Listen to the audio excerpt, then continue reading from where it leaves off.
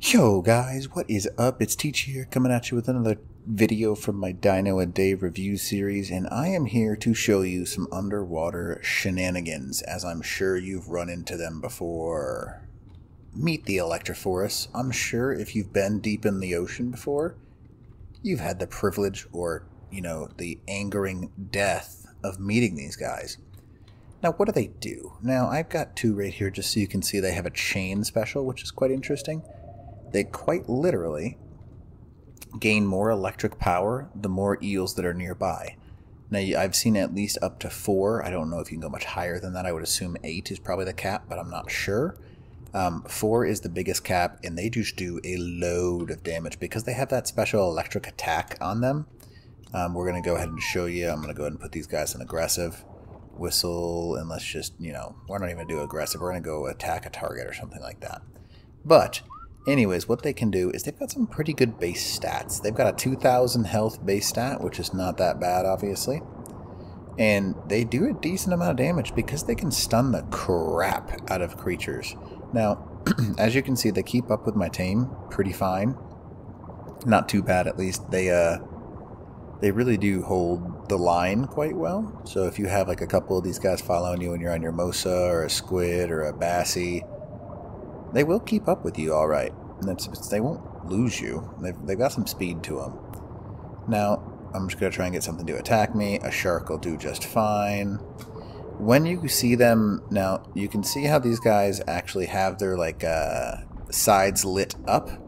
Now, when their sides, why are they running? Oh, he's coming back now. Okay, cool. So they do these like little loops, I guess. But when their sides are lit up, see them like that? Boom. And that is how you get them to attack. Isn't that cool? Screenshot. Gotta take it. So they stun things, which is quite nice. And then they come back and do these like loops endlessly. So if you're having an underwater battle, they basically run, charge themselves up, and then do this stun attack on things. Now, underwater tames are actually quite interesting because if you knock somebody off their underwater mount, it is really hard to get back. Now, you can see that stun attack working pretty well. They're doing a decent job. There's, 2-on-2 Megalodons. That's not too bad if you think about it, because these numbers are a bit staggering. Now, I'm going to go ahead and kill these Megalodons just because I want to show you the actual uses of these things, because as of right now, there's no point in just letting them get shredded. So, what do? Now, you basically get these things to follow you on your big tame, and if obviously in the water, if you're bringing a big tame, you're probably going to be fighting some people on their tames. When the Electrophorus stun you, off a majority of tames, they will knock the rider off. Even if they don't, there is a countdown timer for the rider, so they won't be able to use them for about 10 seconds-ish, which is a long time underwater. If you're doing squid-to-squid combat, and they get shocked by some of these Electrophorus, if you have 10 seconds of free attacks without the other person doing anything, you win. Now, you can breed these things, which is kind of interesting, unless they change that from like when it first came out, because I feel like you can probably get them to some pretty OP stats, or at least jack their melee up so they do a ton of damage.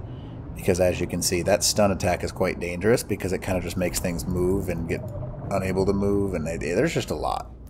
There's a lot of stuff that gets put into these Electrophorus, but a lot of people forget about them. But if you're going to be under the water, you can see what I'm doing right now. I kind of just soak with my Basilo and let my Electrophorus just show up every now and shock the crap out of this stuff. And it works pretty well. The Electrophorus, I'll show you their stats real quick.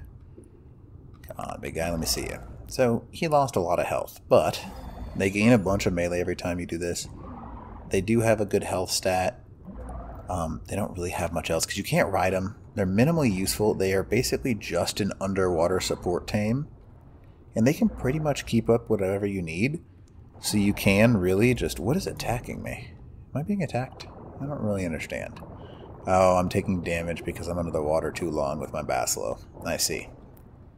So, anyways, these guys are pretty good, but really only as a support. As long as their sides are lit up like you see right here, you're safe. You can shock the crap out of something. If not, no shocky. No shocky 5000. Now, if you can't shock something, that's a problem. You want to be able to do the shocky 5000. So, Anyways, Electrophorus, good tames, nothing super great. They are really good for, support, and that's about it. They can't really harvest anything, and other than that, there is a unique purpose to support, and that's about it. Alright, other than that, Teacher's Game 2 of my Dino a Day review series, out.